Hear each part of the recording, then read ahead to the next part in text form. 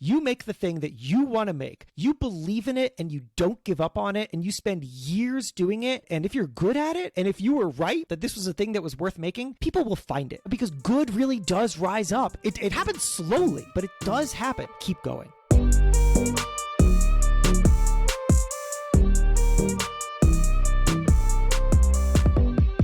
In this episode, I talked to Jason Feifer. Jason's the editor-in-chief of Entrepreneur, and we dive into a bunch of different things. So one, how he splits his time as an individual creator and, running a very successful, very popular magazine, and how he blends those things. He's got a newsletter, he's got a podcast, he has several podcasts, he's working on a book, all of those things. So how he prioritizes his time, all of that, the monthly cadence that he works on, I found really interesting.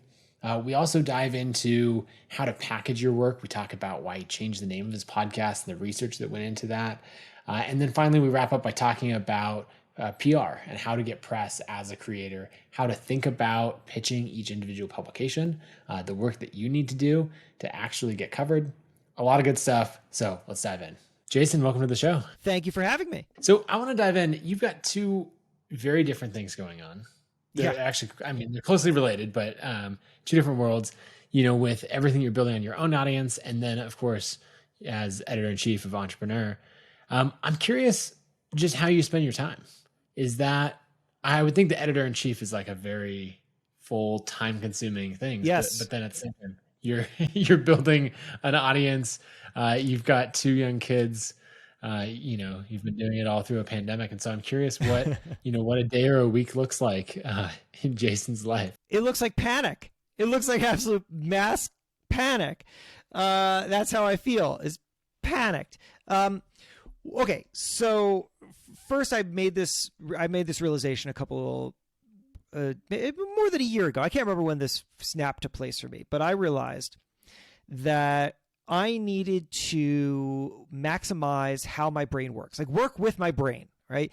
Which is to say, when am I best at doing various things? And then let's make sure that I'm doing those things at that time. Because if I can write a full, 2,000 word story in let's just say 2 hours, which sometimes I can do, that's going to happen in the morning. If I try to do that at 5 p.m., it's going to take 4 to 6 hours. So why on earth would I waste my time doing tasks when I'm not primed for them?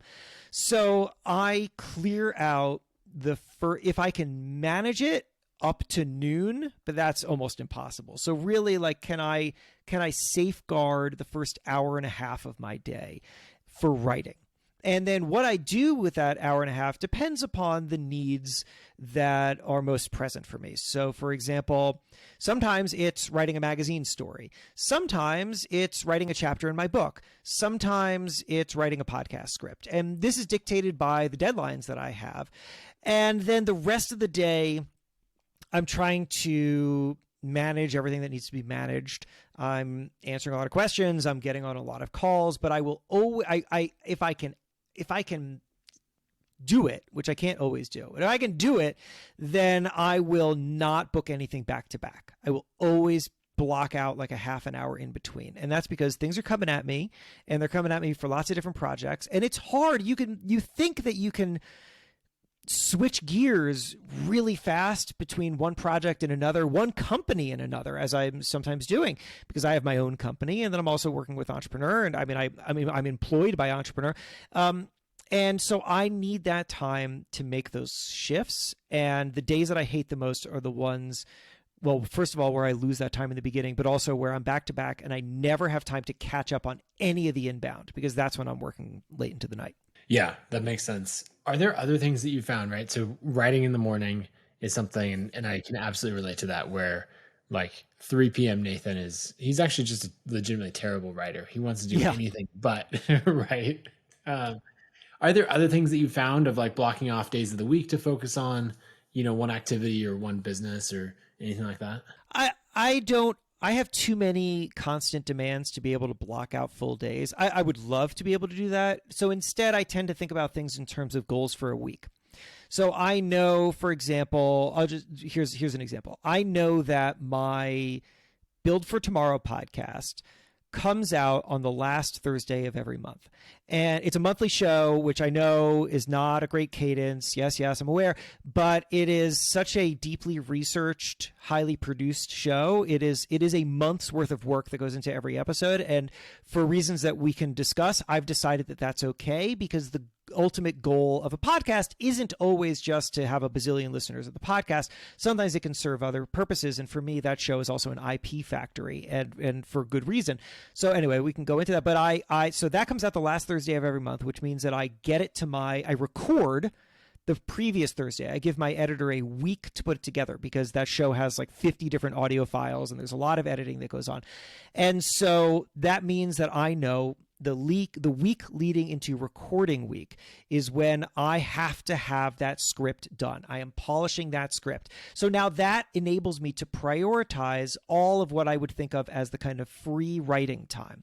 So I'm prioritizing things during my day. What needs to happen fast. What is the project that I'm going to be chipping away at for a week? And that is the week where that's the project. What's the week before? That's the book project, because that's the time in which I don't need to be focusing on the podcast, so I can be chipping away at the book.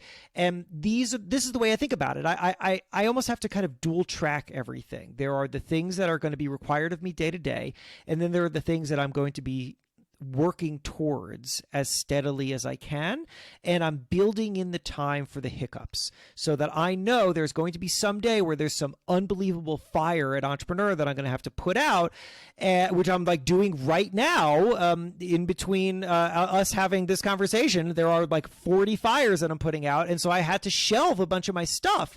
I'm not working on the book this week. Instead, I'm dealing with like a cover that fell apart and me having to write 2 features, and that's fine, because I've built that into the expectations of how I set my deadlines and how I'm working on these dual tracks at the same time.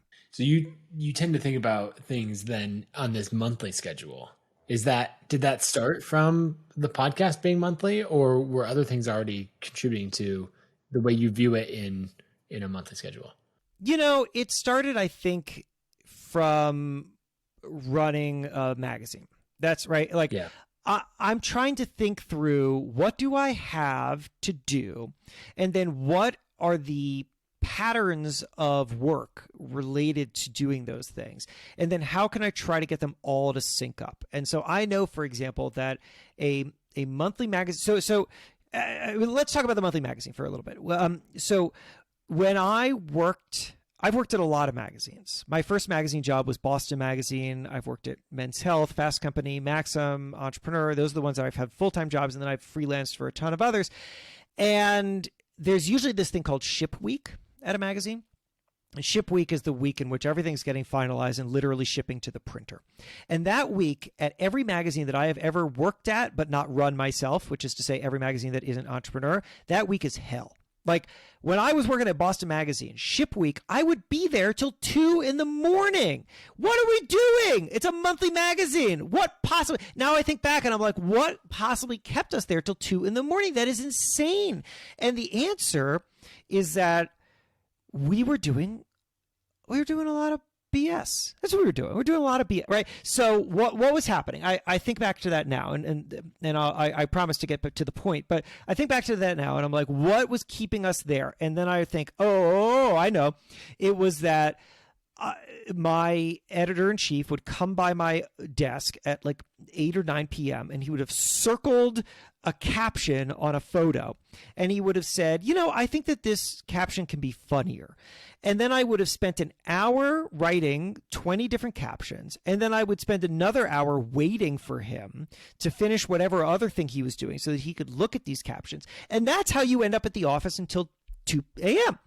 And when I took over this magazine, I have a much smaller staff than any of the other jobs that I've ever worked at. We have a tiny staff making Entrepreneur Magazine. You would be shocked if you know Entrepreneur, the brand, the magazine, whatever. It's an international brand.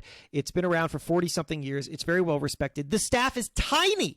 And so I am thinking to myself, when I took over this job, how am I possibly going to keep quality up with this few number of people? And the answer is, stop doing all the stuff that doesn't really matter, right? Guess what? not a single person in the world has ever purchased a magazine because they think the captions are funny. None, right? None. That editor-in-chief who, God love him, James Burnett, he's a friend of mine now, but by editor-in-chief of Boston Magazine, was asking me to do stuff that ultimately didn't matter. And so I have cut a lot of that stuff out. And consequently, we don't have at Entrepreneur hellish ship weeks. We just don't.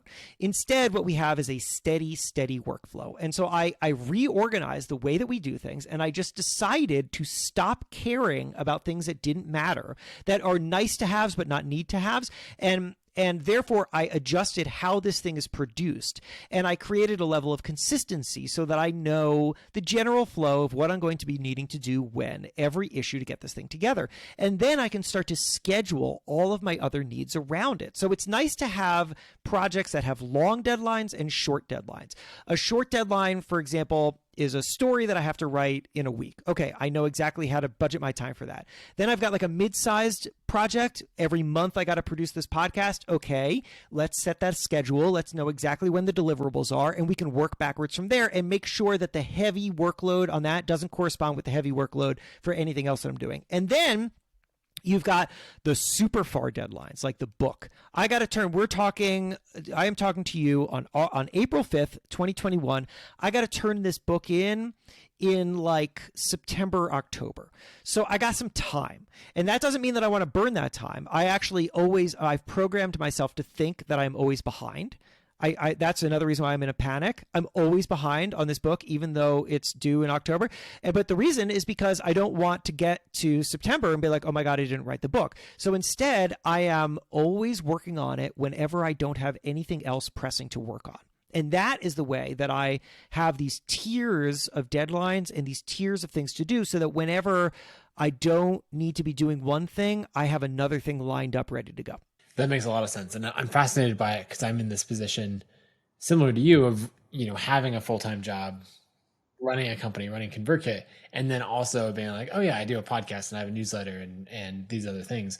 And it's a challenging thing as a creator to have two jobs. But I think, in this case, you and I are running the show at those things. But, a lot of people have that full-time job that they're having to do the same thing. And so just thinking about that for, everyone listening is, what are the schedules that your job naturally has? And then you might have an answer to, why is your podcast monthly, or why is it weekly, or why does it have this cadence? And it might be because that is the natural cadence to my life and it fits in. So yeah. And, and it's also, look, you set on anything that you control, you set the rules. And so a friend of mine, a friend of mine, I was like, do I need to give more detail? No, I don't. A friend of mine recently asked me has been asking me a lot of advice about a small publication that she wants to start. She is employed at a large publication. She wants to start her own publication. And one of her questions to me recently was, is it okay? She's like, I have, I have a bunch of material, in the bank, because that's something that I always advise people do, is don't put yourself on a crazy treadmill. Have a bank of materials so that you're not responsible for creating the thing that's about to go out the door. Do you have a buffer? That's great. I mean, look, I'll be honest with you. I don't have a buffer on everything that I do, but I try. And she said, well, what if I start releasing things weekly and I run out and I'm not able to keep up, and then I have to skip a week? What then? And my answer was, well, okay, you set the rules. You are creating this new project. You are establishing the expectations of the audience. Whatever you say is what it is. So do the thing that is manageable for you, and then make that the thing that your audience comes to expect, because there's just no reason to set some rule for yourself that's going to drive you into the ground. Can you do it? Yes. Can you find some schedule in which you can do it in? Then great. Do that. You can always increase it later. You can always change it later. But don't make something so difficult for yourself that you're not able to achieve it. Fit it into what you have available. And, Nathan, you're right. You and I, we run the show. And so we have more control in a way. But, something my parents told me that I remember about myself is that in grade school they noticed, and they always thought that this was a problem, and only later realized that it wasn't a problem. They always thought that it was a problem that I would get into class every school year, start middle school. I remember doing this, and I would figure out what is the least amount of work that I need to do a good job here. What is passable, right? Because I don't need to burn myself out on this math class in 9th grade, right? What is the least amount that I need to do to pass this thing so that I can spend my energy and time on other things that I care about? And that is, frankly, still how I operate. That is how I've operated my entire career. Put me in a job, I will figure out how to do a really good job doing that with the least amount of effort that's required. And then I'm going to take the rest of my effort and I'm going to build other things for myself. It's just what I do. I'm curious what other, lessons or takeaways from how you run Entrepreneur other creators would want to see. Like, I think that Hell Week that you describe is, at a previous publication is what a lot of people are used to, as they're writing their weekly newsletter that comes out every Monday or something like that. Like, they're experiencing Hell Week, but kind of every week, and they have the worst possible boss who is themselves. And so, like, what are some of those other things that you'd recommend to go to that smooth, fluid process? Yeah, it's great. It's great. So obviously everybody in entrepreneurship rightfully talks about culture, creating the right culture. And one of the big things, and I don't know how many people ever think to do this, but because I came out of this world where there were these hellish ship weeks and there was hours and hours spent on captions, I've I created a culture at Entrepreneur that we pride ourselves on not doing what we all previously did at other companies. Like that's a point of pride, because I have an amazing, it's a small team. It's an amazing team, right? It's a team that have worked at just the greatest magazines in the world. And they are all, for one reason or another, working at Entrepreneur now. And we have, right. So Judith, my photo director, and Paul, our creative director. I mean, these guys are working at the New York Times T Style magazine, and Paul has been the creative director of like 3 different magazines, and we all know what BS looks like. And so a big part of our culture is we are doing things differently. Like we are not going to sweat the small stuff. We are going to make a really high quality product, but we're not going to drive ourselves insane doing it, because we're only going to focus on the stuff that really matters. What do people care about? What is quality? And how do we be realistic about what we can create within the resources available? Because we all know that if you were to give us millions more dollars and like a giant staff that was 10 times the size, we'd make a different product. Yeah, we would make a different product, but that's not what we have. What we have are the resources available and the talent available, and we can still make something awesome, but we have to think about it differently. And so I would say, to your question, number one is you set expectations in a positive but realistic way. What is the best damn thing that I can do with what I have available to me without focusing on what I don't have available to me? Because if I showed up to work every day thinking, oh my God, this team is so much smaller than what I had when I was at Men's Health, well, then I wouldn't get anything done. So I'm not focused on what I don't have. I'm only focused on what I do have. And then, the other thing, as I think through what we do at the magazine, is we cultivate and then we work within trust. So I trust the hell out of the people that I work with. They don't hear from me probably as much as they should, because frankly, I'm super busy. And so I trust them. I let them do, when Paul, my creative director, we both worked at Maxim together, and oh my God, the amount of like reviews that we all had to go through. There were like 14 different reviews. We'd sit around in a room and we'd look at every photo and we'd decide, okay, well, these are the photos, but now let's review it again in 2 days. There's no time for that. I don't have time for that. I trust Paul. I trust Paul, and he's going to make those decisions. He's not going to run it by me, and I'm going to look at it eventually, and every once in a while, I'm going to have some feedback, and Paul's going to have to tear something apart, and he's not going to get annoyed at me. You know why? Because I gave him so much leeway in every other aspect. And I just find that this is a better way to operate. Have a team. Trust them, know that you are all doing something great because you're doing it differently than others, and you are going to make the best thing possible without driving yourself into the ground, because frankly, you got to do it all over again next month. I can't afford having my team stuck in the ground. We got to be moving. Yeah, and that's a great point about, you got to build for longevity, because nothing important is going to happen in a month or 6 months, and if you burn people out in that amount of time, or burn yourself out in that amount of time, then you can't do anything long term. That's right. So when it comes to all the stuff that you're building on your own, because one thing that, people point out to me when I'm trying to do everything is they're like, you don't have to, right?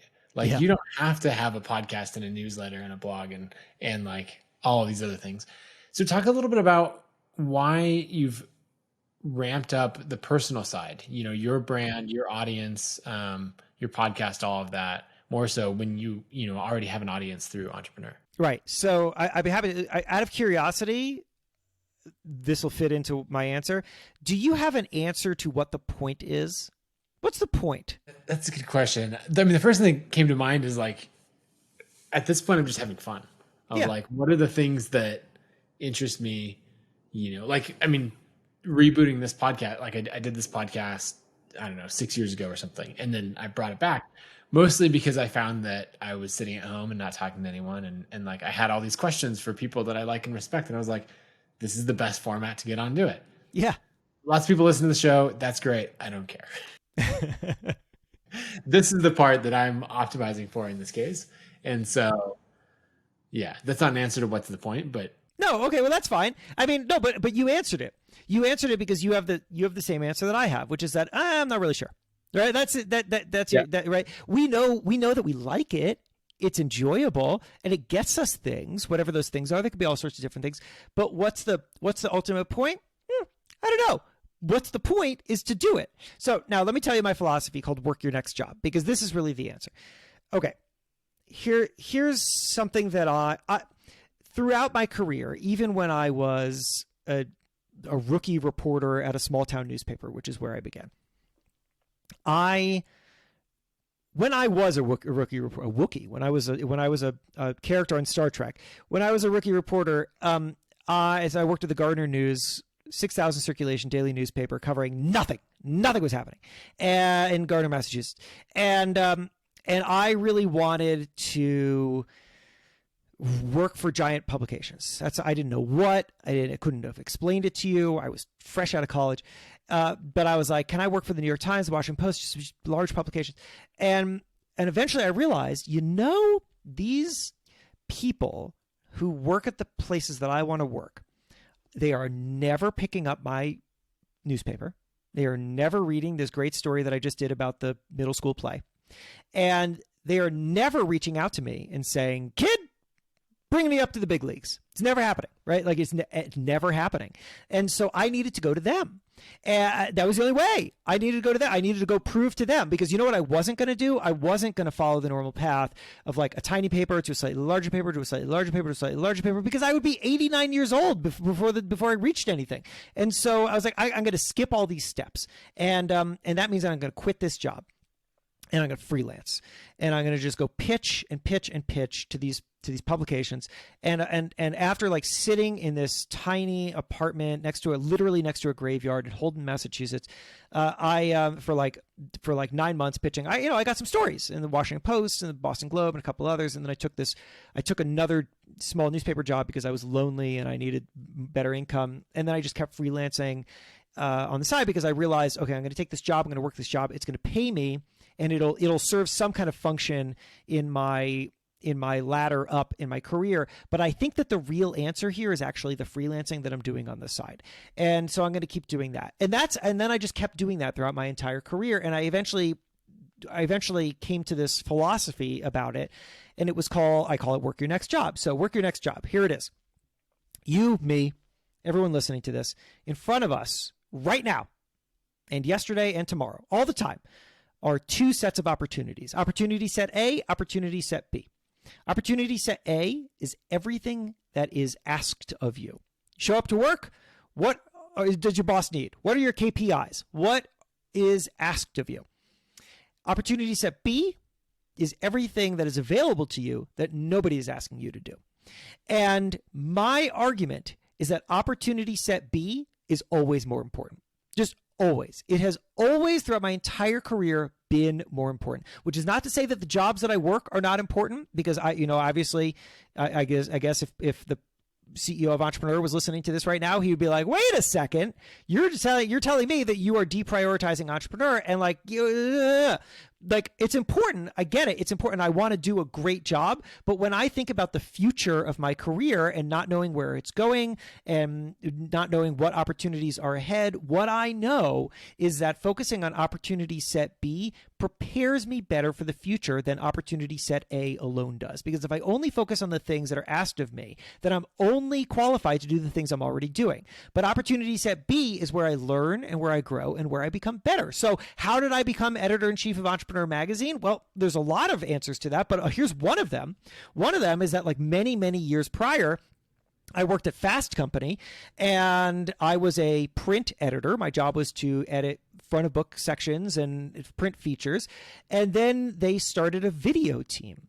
And I had really no experience on camera, and nobody asked me to be a part of the video team, but it sounded interesting. And so I started doing it, and I developed a knack for it, and I absorbed everything that the video director said. And I created 2 series. Like I had like a weekly series and then one where we actually traveled around. It was super cool, and I got a lot of experience, and I got really comfortable on camera. And because I got comfortable on camera, I also had the raw material to get comfortable on a microphone, like you hear me right now, and also get comfortable on stage. And then what was that for? I don't know. I don't know what it was for. Did I ever get a TV show? No, I didn't get a TV show. But years later, I'm interviewing to be editor-in-chief of Entrepreneur Magazine. And one of the reasons that they really like me is because I can represent the brand really well. I'm good on camera. You can put me on stage and I'll be really good. Where does that stuff come from? It came from me doing it at random at Fast Company that nobody asked me to do. It was opportunity set B. And now it is creating a new opportunity at Entrepreneur. It allows me to be editor-in-chief because I'm good at this stuff. So that's why I do it. Why did I create the podcast? I don't know. Because it seems like it would be useful. Why am I doing the newsletter? I don't know. It just seems like it'll be useful. I'm just doing it because I don't know what the ROI is, but I know over and over and over again, because my entire career has proven this to me, that focusing on opportunity set B is more important. So figure out how to do it. Find a way. Find the time. That's my philosophy. I like it. And I think I'm driven a lot the same way of like what's going to push me, where am I going to learn? If I have 2 options in front of me, like A or B, like it's always choosing the one where it's like, I am going to have to learn something. I'm going to have to end up being a different person to achieve that goal. Whereas this one is like, I don't know, I think I could do that with the skill set that I have. And so it's pass on that and go to the one that requires a new skill set or a new mindset or something. Right. I mean, look, I'm sure that there are people for whom they develop a skill set and they're good at it, and then they're really satisfied just doing it throughout their career. And if that's you, then congratulations, because you found an easier path, and that's wonderful. But if that's not you, right? And like what you just described, it's not me. I remember a couple years ago, more than a couple years ago, before I was at Entrepreneur, I had always aspired to be a really good magazine features editor. If only I could be a really good magazine features editor. And then I became a good magazine features editor. Like I just know how to do it. It's like it's a formula. I apply it. I just know how to do it. And then I remember editing some story. I can't even remember what it was. And I was just like, oh, is this it? Like I got here and now do I just do this forever? This is terrible. Like I hate this thing that I really wanted to do. Now I hate.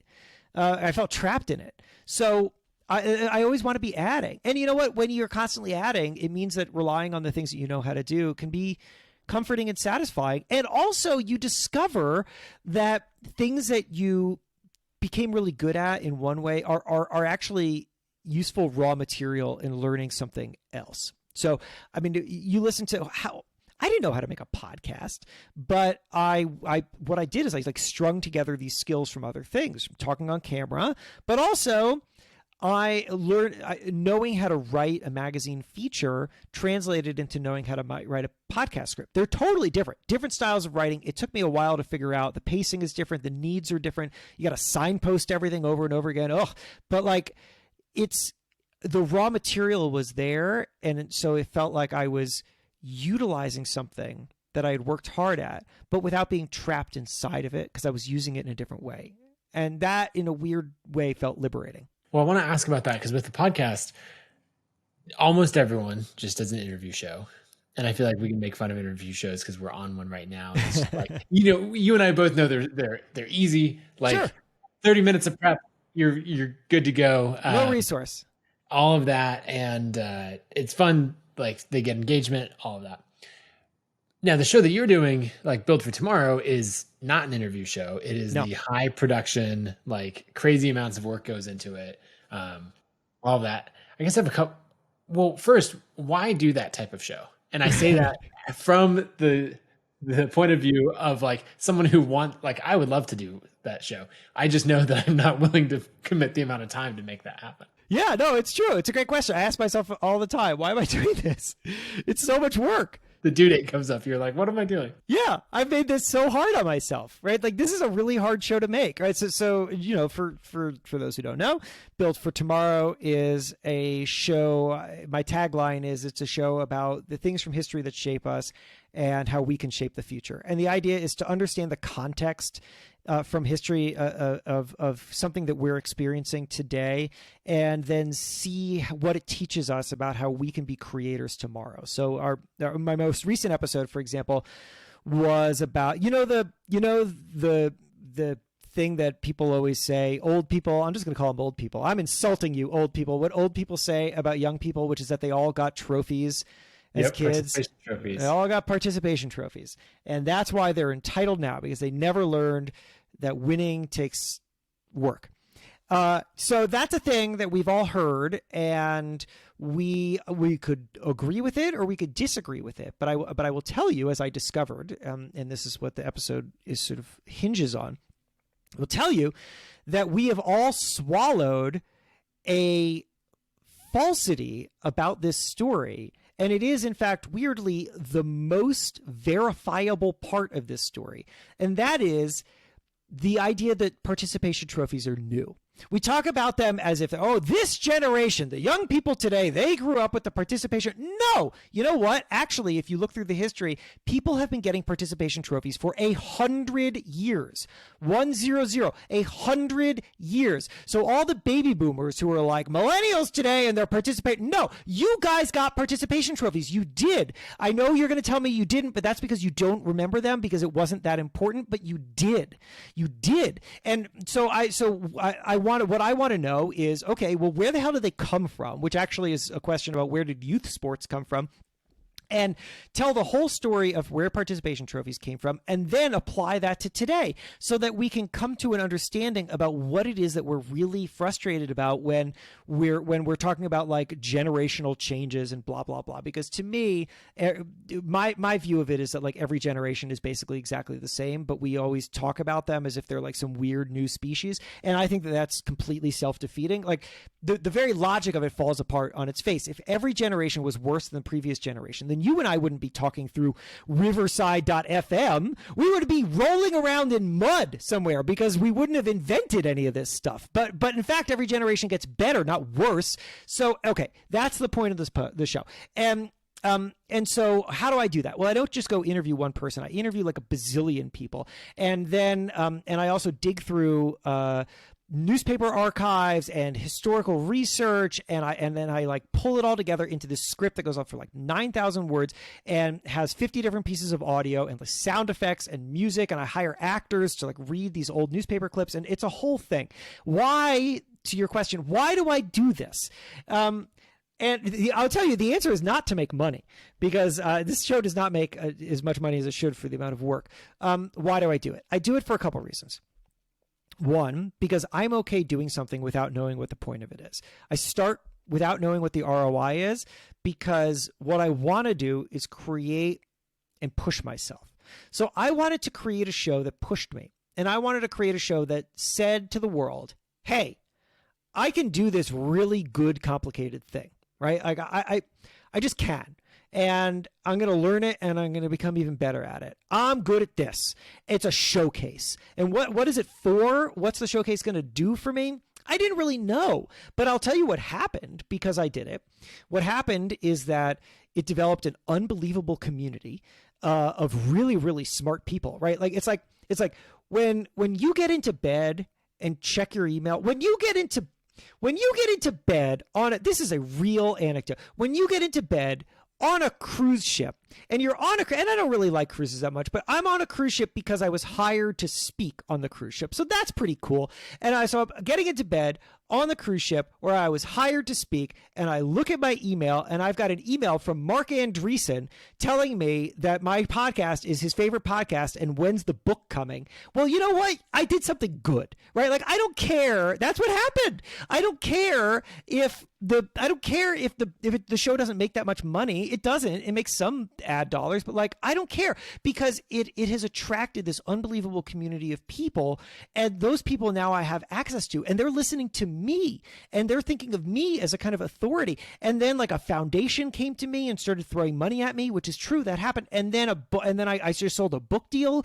which is going to be called Build for Tomorrow, Not for Yesterday. It'll come out in 2022, and it's based a lot on the research that I did for the podcast. This is what I'm talking about. When I go, like, that wouldn't have happened if I just created a chat show. You know, people could do that. That's great. That's fine. And I don't hold it against anybody because you know what? I'm marshaling my skill. I am aware of what I'm good at, and also what I really like to do. And I mean, whatever. I'm not gonna dance around it. I'm a good writer. And I'm a good performer. And I want to harness those skills. And so I do. And I put it out into the world, and it took years, right? Mark Andreessen didn't email me like 5 minutes after I posted my first episode. He emailed me years after making this show, but he emailed me, and now I can email Mark Andreessen whenever I want because he likes my show, and that's awesome. So that's what it's for. Yeah, that's interesting. I love the approach of quality over quantity. And I think about, a lot of shows like that, like Hardcore History, for example. It's one of those things where they don't even have a consistent schedule. You're just like, there's nothing, no Hardcore History episodes. And then like all of a sudden, it comes out and you're like, this is amazing. And, right. And people are talking about it. And, that's exactly what you've done is there's the conventional advice of like, show up at the same time every week, be super consistent for your audience. All of that, prioritize consistency over quality when one of them has to go. And I love it when you're going the other way and saying like, no, let's go quality all the way and let's find a cadence that works for that. Yeah, I think that's right. I mean, look, there's something to be said for following standard practice. And if I could make that show, on a weekly basis, I would. And maybe one day I will. Who knows? But it's not going to happen now because I don't have the time.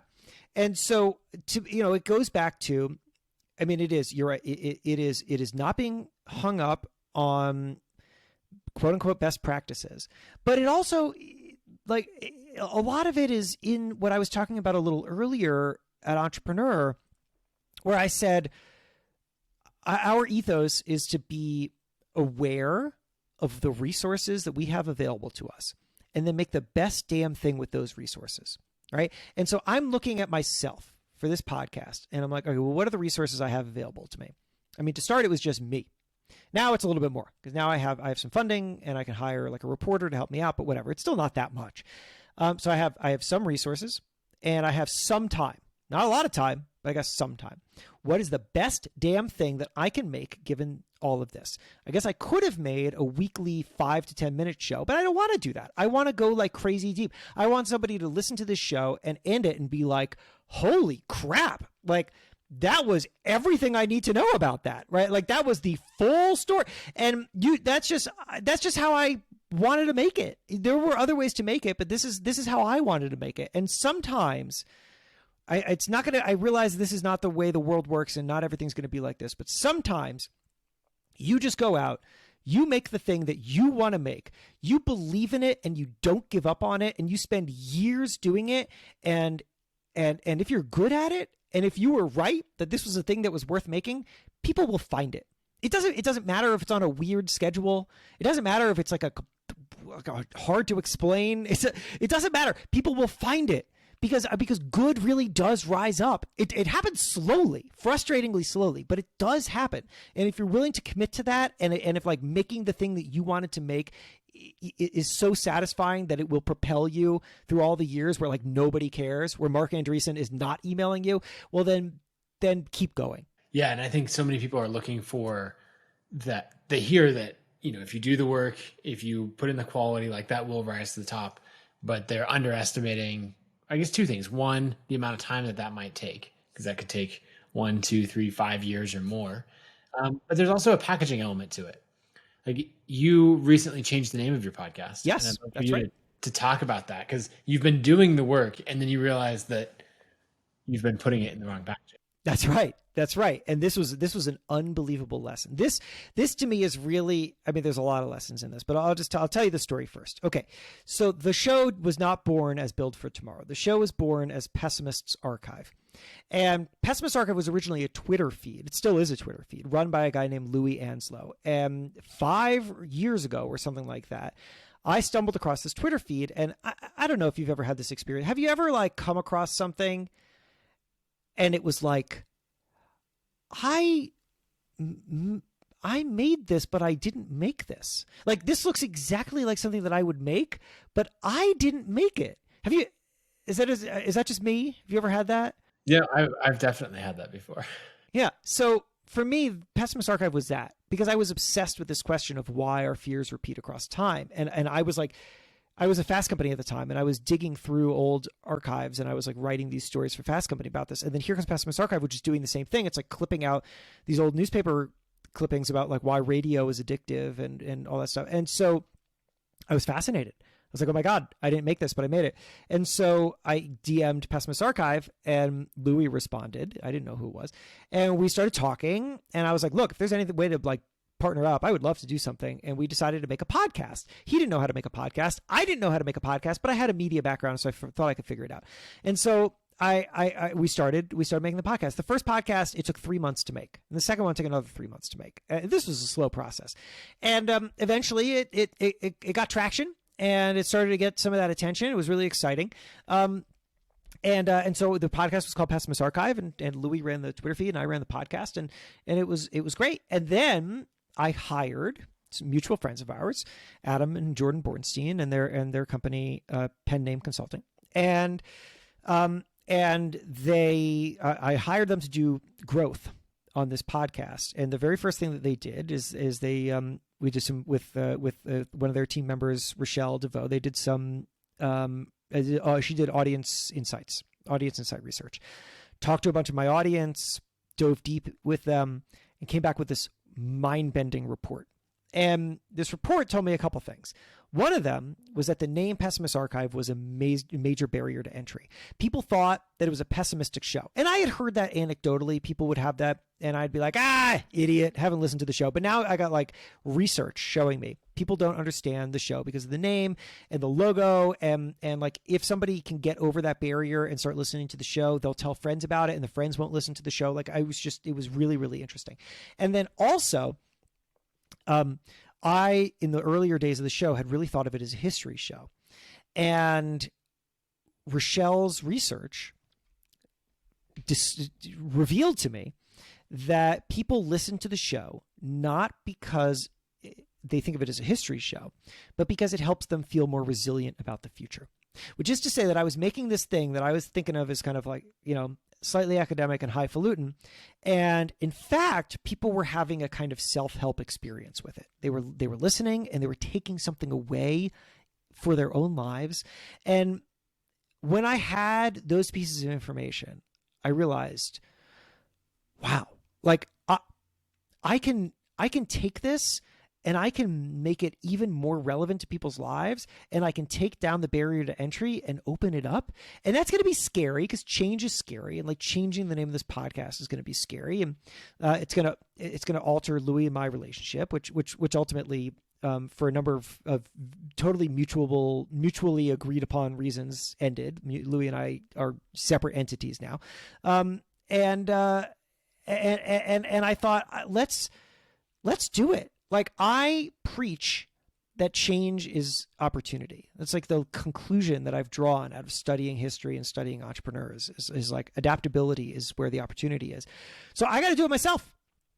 And so I changed the name of the show, and I pivoted a little harder into where my audience was telling me they were, right? Instead of, it used to be, the show used to exclusively be about like, why did it take 500 years for people to use forks?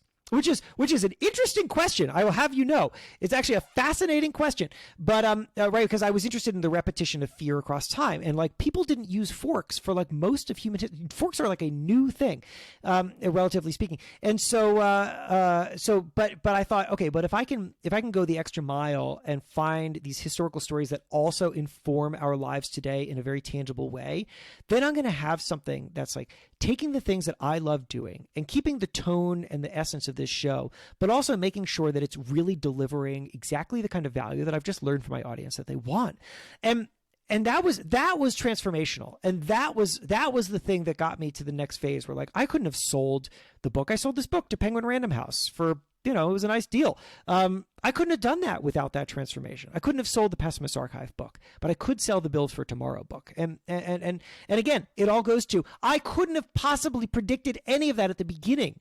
If I thought, well, I'll start this podcast and it'll lead to this and this and this and this and this and this, and then I'll have a book. Well, I would be, first of all, I'd be Nostradamus, but like, that's not how it works. You just do it. You do it. You don't care about the ROI. You get in there and then you discover the opportunities along the way. Yeah, absolutely. And I mean, how you package it and the quality of work you put in, but then how you position and package it makes such a difference. And so that's kind of the last topic that I want to talk about is the PR side, right? I think a lot of people think about press and news stories, and a lot of creators think about that of like, oh, that's something that a big company can do. Entrepreneur will want to write about Google. They will want to write about the startup that Andreessen Horowitz just funded with $50 million or something like that. But they won't want to write about me as an individual, even though I'm doing the quality work. Sure. Part of what I'm taking from your story is like, yeah, you have to do the quality work and package it in the right way that makes it interesting. But I'm curious, what would you say to creators who, are looking to get more conventional press coverage and more than just being mentioned in blogs or something like that? What systems should they put together? How should they think about their work? Yeah. So there's a lot to say here. Okay. Let's start from what I was just talking about before, audience insights. So if you're in business, the idea of getting insights from your audience is not a foreign one, right? You know to do that. But people don't think about how important that is, or a version of that is, when they're trying to get press. Which is to say, if you're trying to reach out to your audience, you want to get some insights about what that audience is looking for so that you can cater your pitch as much as possible. That's how press works too. You have to understand the publication that you're pitching, because people tend to think, and I get it, people don't understand how media works. People often treat media as if it is a service provider. I will get emails, and the emails will say, how can I get a feature in your magazine? Which I read as, how can I get a hamburger at your hamburger stand? Right? I don't sell hamburgers. I'm not a service provider, right? I don't have a service for you. So how do you reach out? Well, the starting point is to understand that a journalist, and just speaking broadly here, a journalist doesn't care about you or your business. They don't. Nope. They just don't. And you know what? That's not a bad thing, because they do care about something. You just have to understand what it is. What they care about is they care about their reader or their viewer or their listener. They care about their audience. They want to deliver great value to their audience, and they do that through storytelling. So they are not here to serve you. They're here to serve their audience. But if you can figure out how they serve their audience and the kinds of stories that they tell to their audience and the way that they tell them and the takeaways that they're looking for, and just basically the thing that they are delivering value on and the form in which it comes, well, then you can figure out how you can be valuable to their audience. And once you're valuable to their audience, then you're valuable to them. And that's how it works. So what's the customer insights? I'll use Entrepreneur as an example. If you go through Entrepreneur magazine, entrepreneur.com is slightly different because print and digital products they're just a little different. I can explain it, but let's just make it simple. Entrepreneur magazine. If you go through Entrepreneur magazine, what you'll notice if you think hard and close about the content that you're looking at, you will notice that every story in some way or another is about a problem solved. It's always about how somebody thought through some kind of challenge. It's always about some kind of insight that somebody had, some counterintuitive decision that they made, something that drives them towards solving a problem and growing their business or growing their life, whatever. That is not an accident. That's the mission of the magazine. I'm not writing stories that are just like, I'm not writing a chronicle of every company that hit 20 million in revenue. Like that wouldn't be interesting. Who cares about that? What I'm looking at is like, what can my reader, who is anybody, right? Anybody, anywhere, what can they learn from this person that I'm writing about? And the answer is that if I'm writing about somebody who makes widgets, the person who's reading it may not make widgets. So they don't care about how to make a widget, but they might care about what to do like when the widget factory ran out of money and this person had to like figure out some solution. Well, that's something that's pretty relatable. Solving the problem is broadly relatable. So that's what I do. So when people reach out to me and they're like, what are the qualifications of being covered? Well, there are no qualifications, right? It's not how it works. It's not like, oh, send me your like financial disclosure document and then I'll take a look at whether you deserve coverage. It's not how it works. What I'm looking for is value for the reader. Do you have a story and do you have insights that are valuable to my reader? Yes? Well, then I'm interested. No? Well, then I'm not a service provider. That's how to think about it. So yes, you can get coverage. You don't have to be Google. But what you have to do is you have to figure out who you're pitching. You have to understand what they're looking for, and then you have to cater your pitch to that. And is that something that, like thinking back to when you were the freelancing journalist, that you were doing all the way back then of coming up with stories and very actively pitching it to each individual publication? Yep. It's exactly what I was doing. And getting ignored, just like everybody who pitches media gets ignored. And that's what I was doing. I was pitching. I was cold pitching. I was trying to foster relationships with people. I was trying to get any kind of crack open in the door. And the way that I did it was that I spent time. I mean, again, I'm pitching to be as a freelance writer, but it was really not that different. My first major piece was in the Washington Post health section.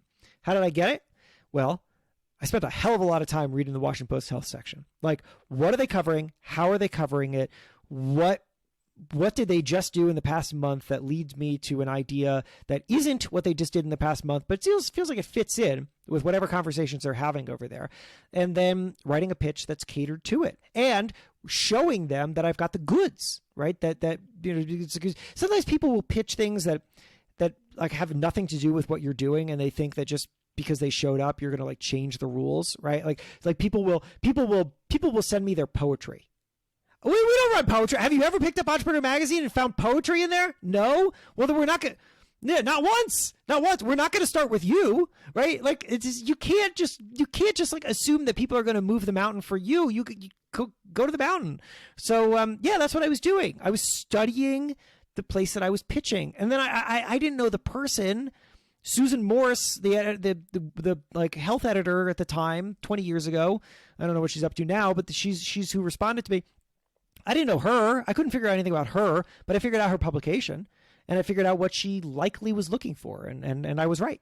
I think that, and I might be projecting here, but I'll just do that. I'll project my thoughts onto just all creators because that sounds interesting. Sounds great. Love it. So, a lot of creators, myself included, would think of it as like pitching a story, about my company, about my creative venture, something like that is like almost feels too forward. It feels like, oh, we should do this thing that's, ancillarily related, and then it'll get covered, and then we'll get discovered or whatever else. And it sounds like what you're saying is you should find the things that you're doing in your business that match the way that publication writes stories and all that. And you should like craft a pitch and write, a meaningful amount of that story. Is that right?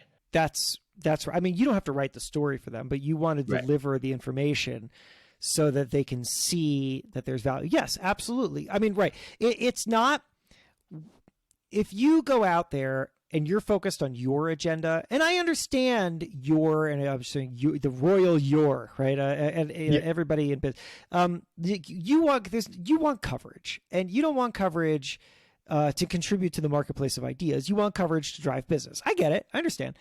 But, and so you might, I mean, the way that you just framed it there, you might feel I suppose somebody could feel some hesitation because they're like, oh, well, who's going to write this like glowing article about me? Who am I? And yeah, you're right. Who is going to write that glowing article about you? Because the profile, the like just general, here's this company and they're doing great things. Like that's not interesting. It's not interesting to anybody.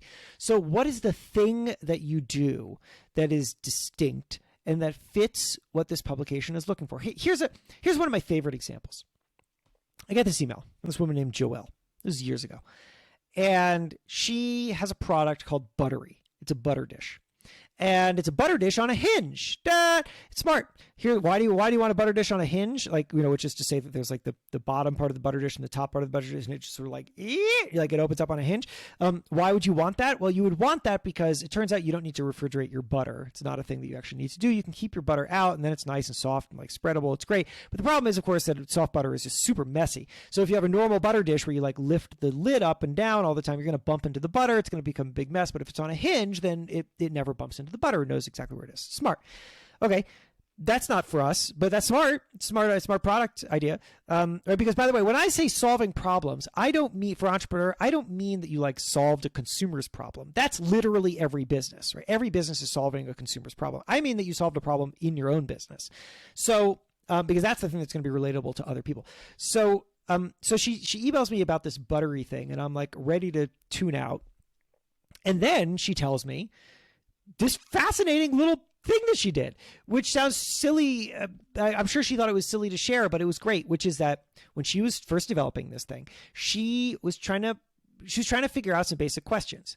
What's the price point? What are the colors that I should sell this thing in? What do people, And she wanted to do some market research. She went to some market research company. She was like, how much would it cost for you to do market research on this? And they said $10,000. And she didn't have $10,000. So what's she going to do? Well, she doesn't really know. And then one day she's sitting at the airport, flying somewhere, and she looks around and she has this revelation. This is pre-COVID. She realizes the airport is full of people who have absolutely nothing better to do than answer questions about butter dishes. Right? Nothing better to do. Just sitting there. And in fact, you could start at gate 1, and by the time you get to gate 8, everybody in gate 1 is new. You could just do it over and over again. And you can show up, right? You could, if you're flying out of an airport at 5 p.m., you can show up whenever you want. Show up at 8 a.m. You have a whole day. Nobody's going to kick you out, right? So this is how she does her own market research. She goes to airports. Every time that she's flying out, she spends like hours and hours going around, asking people who are just sitting around to answer questions about butter dishes. She doesn't say that she's the inventor. She just, I'm doing some market research. And this is how she does it. She saves $10,000. This is how she gets out into the marketplace. This is a wonderful story. I love this story so much because everybody, right? People on a podcast can't see you, but you've been smiling throughout this story because it's so delightfully clever, but also relatable. And everybody in every business, it doesn't matter what you're in, can appreciate this story. You hear it and you're like, I love that. I can do something like that myself, right? That's what I'm looking for. Nobody cares about the butter dish. Everyone cares about how she did market research. Those are the stories that I'm looking for. That's what I respond to. So yeah, and you would only know that if you spent some time paying attention to the publication. Yeah. Well, and that makes so much sense because when you talk about entrepreneur as solving a problem, everyone is like, okay, yeah, I solved all these problems for my customers. But you're looking to solve problems for your customers. Your customers are the business owners, right. who, and so in this case, market research is a problem. Like there's so many of these things that every business owner faces, and they've all been like, oh, I'm going to hire this agency. It's going to be great. $10,000. I don't have, everyone has encountered that. And so then, having that story to solve that problem is really compelling. Is that something, do you feel like each publication, right? Setting an entrepreneur aside, each publication kind of has that hook or that formula or their own style along those lines? Yes, they do. They're all going to be different, and I don't know how to articulate them for each one. But every publication has a reader in mind and a mission statement, right? So when my friend Joel Weber, who's the editor-in-chief of Bloomberg Business Week, we had lunch a couple of years ago, and I was just curious. I was like, Joel, what is the mission statement for Bloomberg Business Week? And I can't remember exactly what he said, but it was some version of like, we will tell what leaders need to know, or like, what does a leader in business today need to know? We're going to tell them that. That's what it is, right? Like, major leaders in business today, what do they need to know? We are going to tell you. That makes sense. Now I read that magazine and I'm like, oh yeah, that's exactly what it is. That's not my mission, right? My mission isn't what major leaders need to know. My mission is, an entrepreneur is someone who makes things happen for themselves. And I'm going to show you how to do that. That's my mission. And when I was at Fast Company has a different editor in chief now. I don't know how to speak to their mission now, but like, when I worked there, it was like, what's next in business is kind of what it was. Like, what's next in business? And so that meant that Fast Company was like super interested in things that seemed like they were industry changing. If you were a small startup and you had something to show for like a different idea in a way that you were shifting an industry, Fast Company was interested in you because they were interested in what's next in business. So every publication has that, and I realize that it's easier to hear somebody say it than it is to like spend time figuring it out yourself. But if you just read a bunch and you're always thinking, why did someone make this? Right? Like, this exists. Somebody worked on it. A whole team of people worked on it. What were they thinking? You can reverse engineer it pretty fast. It's like if you're watching a TV and a Subaru ad comes on, you can figure out who Subaru's targeting pretty fast, right? Look, who's in the car? Where is the ad shot? Well, like, what's the music in the ad? Right? Like, all those things are signals that tell you Subaru sat down with their marketing team and they're like, these are the people that we're targeting right now. Make an ad for that. You can see it. And the same is true with editorial. You can see who it's for. You just have to think analytically about it. Yeah, that's good. I'm realizing that when I read all of these different publications, I think of the blend or the amalgamation of everything that I've read across publications, rather than drawing the lines of what I read in the same publication and then tying it to, okay, what do I know about the publication? What's their mission statement? What have I read in interviews with, their editors or their founders? And I'm realizing now that, it's maybe not easy, but it's straightforward to deconstruct that and take your own notes and see, okay, this is the kind of story that they're interested in. And then to look at my own life and business and say, okay, where does that match up? And instead of having one pitch that I'm like sending to everybody, then I, tweak versions of it and say, okay, this is how it matches to these 3 publications. Customize it. Right. I like what you said there, right? It's not hard. It is time consuming. And this is one of the reasons why people would hire a publicist, is to not have to do that themselves. But I mean, most publicists are pretty bad at their jobs. Let's just be honest. And so, hiring a publicist is not like an end run around this. I mean, there are great publicists out there. There are great publicists out there. I've friends who are great publicists, but a lot of them are bad at their jobs. And that's because they're not doing this thing that I'm talking about either. They're not customizing. They're not thinking about exactly how to target. And so the more that you either surround yourself with people who can do that work or do it yourself, the more you will increase your chances. Yeah, I like that. That's probably a good place to wrap up. We've taken a bunch of your time. I'd love for you to just tell listeners where to go to subscribe to the newsletter, follow you on the podcast, all of those things. Yeah, sounds great. I know. Look at that. We like the word newsletter only came up once in this podcast. How's that? Well, it's all tangentially related to newsletters. That's right. So okay. Well, I'll just tell you. I'll tell you 3 things, I guess. Number 1. If it wasn't clear already, boy, would I love you to listen to Build for Tomorrow. So go check that out, Build for Tomorrow, wherever you get podcasts, including this one. Number 2, newsletter. Yeah. Well, so if you go to jasonfeifer.com, that is my name turned into a URL, JASON, F as in Frank, EI, F as in Frank, ER.com. well, you will be prompted to sign up for a newsletter. But you could also go up to the top to click on free training, where you'll get this free audio course that I created about how to become more adaptable. And when you enter your email address to get that free course, wouldn't you know it, you will also be subscribed to my newsletter. Little trick. Maybe you haven't heard about that one. And then finally, I'll say that if I'm pretty active on social media, particularly on Instagram at HeyFeifer, HeyFeifer. So you can follow me there and DM me. I respond to literally everybody's DM. So if you got a question, I'll answer it. Sounds good. Well, thanks so much for coming on. Thank you. This was so fun.